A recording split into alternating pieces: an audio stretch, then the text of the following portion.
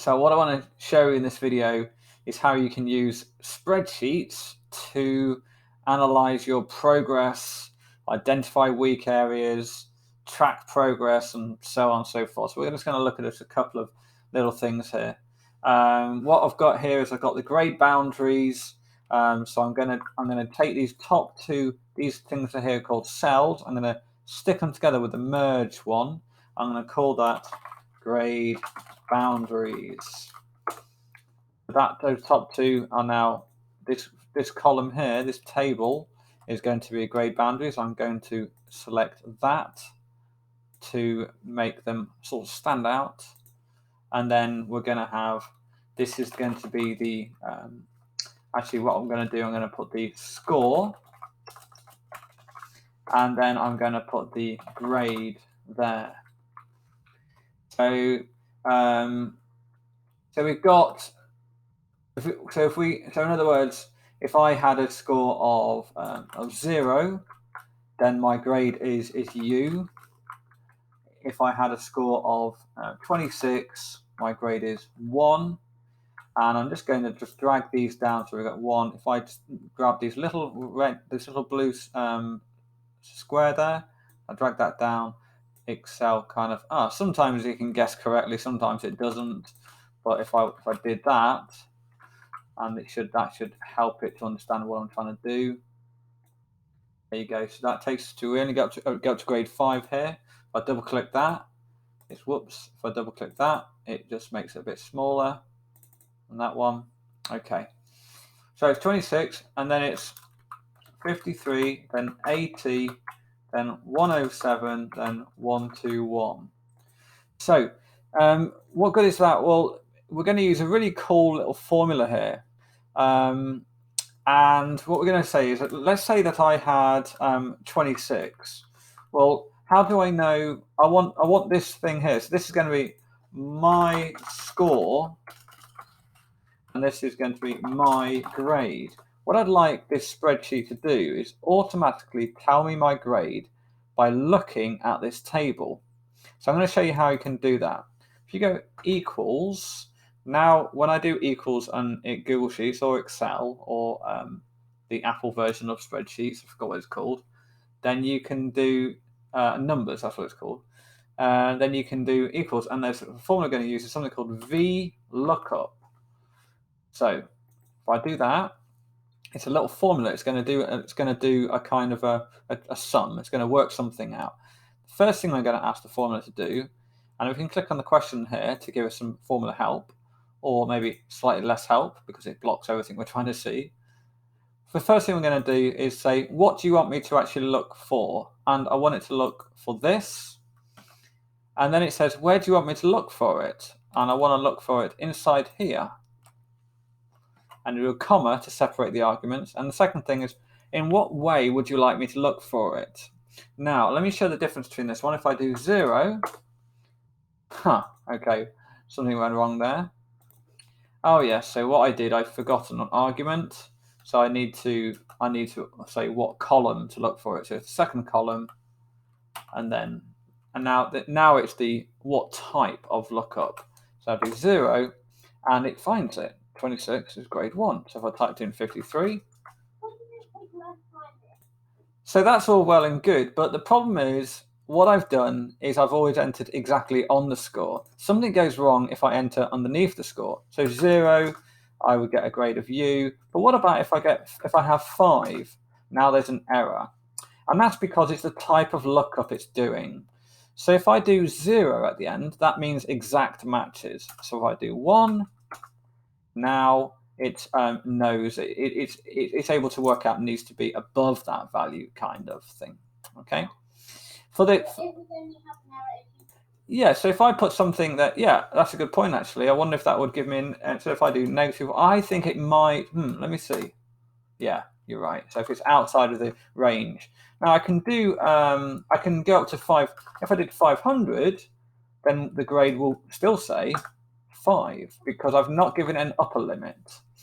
So anyway, so that's that. Okay, that's my score. So now we're going to look at now we're going to make another little table, and it's going to be the question number. And 1, 2, 3, 4, 5, 6, 7, 8. And I think that was the highest one. And what we're going to do now is we're going to add some scores. So I'm just going to pause the video. So we've populated the table and we've included the max score. Now the max score means that I can calculate a percentage real quick. If I just do that is equal to this number divided by this number. Well, it's going to give it in a fraction, but then what I'm going to do is I'm going to click up here to turn it into percentage. Then I'm going to reduce the amount of decimal places to just have it a whole number. And then if I drag that down, it does the same for all the rest of them. There's a couple of funky things we can do here. We can get the average percentage.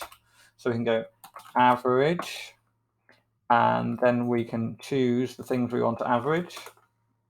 72%. So that's a pretty good mark. Now, so now what we're going to do is we're going to say, what is the total score of the paper? So we're going to say equals sum. And this time, sometimes it actually guesses what you want to write, and it correctly guessed. So I'm going to say yes, okay to that. 98. Now it's actually over 100, but I decided for one of the questions that to video. Right.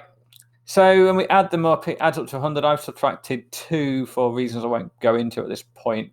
But what I notice here is that the mark scheme for the paper, it goes, well, it says 121 will give you a 5. So clearly something's gone wrong here. And the reason for this is because I've taken the grade boundaries for the whole of the biology paper, whole of biology GCSE, not for the specific paper. So I'm just going to amend this now, pause the video and amend. Okay, so that's more like it. So we've got 98. Now what we would like is this score to automatically be all of that. So I've calculated it down here, but why don't I calculate it again? So equals sum, and then do tab to select the formula, and then highlight the things that I wanted to add up. Oh no, not that one. I wanted to add up these. Close the bracket, press enter, 71, and then it automatically calculates the grade like that. So that's really handy. Now, so this person's got the maximum score for that test paper, which means they should probably be having a go at the next one up, and they're currently celebrating. So now what we want to be doing is actually trying to automatically calculate percentage, because what would be really cool is if we could get a grade for each question. That would be quite cool, because the thing is, what we can do with each question is we can say, what is the topic of that question? So obviously it's going to be biology, because the whole paper is biology, but was it about genetics? Was it about inheritance? What was it about? So we can write the topic there, and then we'd be able to identify where our strengths and weaknesses are, especially if we did this for lots of different papers and we could average them out. So how would we do that? Well, we don't have the grade boundaries go for these whole numbers, so we want to convert it into a percentage. Now we know this test paper was out of 98, it says so there. So we're going to say that the percentage, we're going to add a column here. In fact, I'm going to add a column on the left by right-clicking, clicking Insert Left, and then go percentage. I'm going to say equals that number divided by this number here.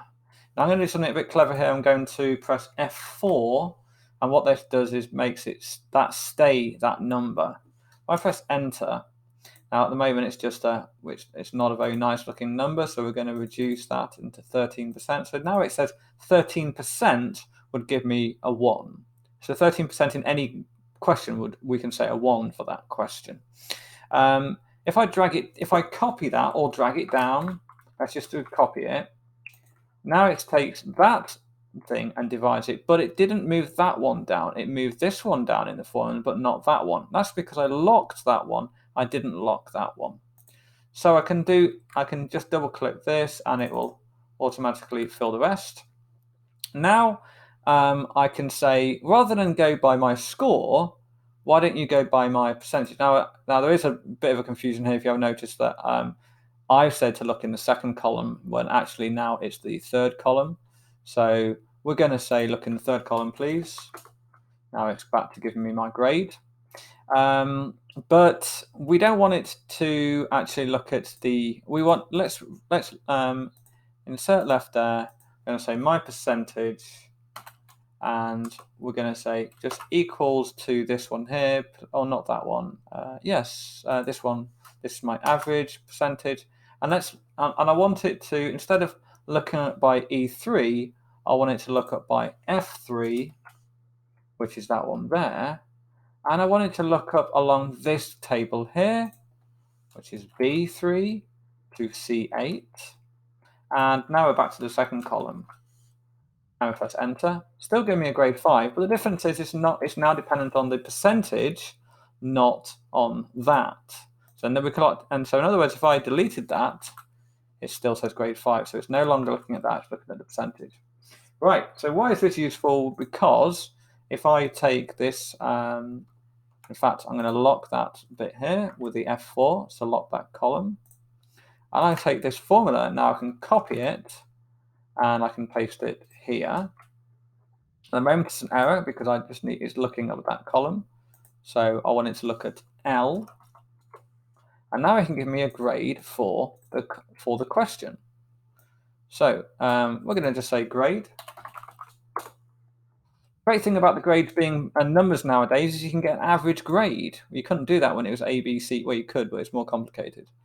So now we can have a grade for the question, and that's really cool.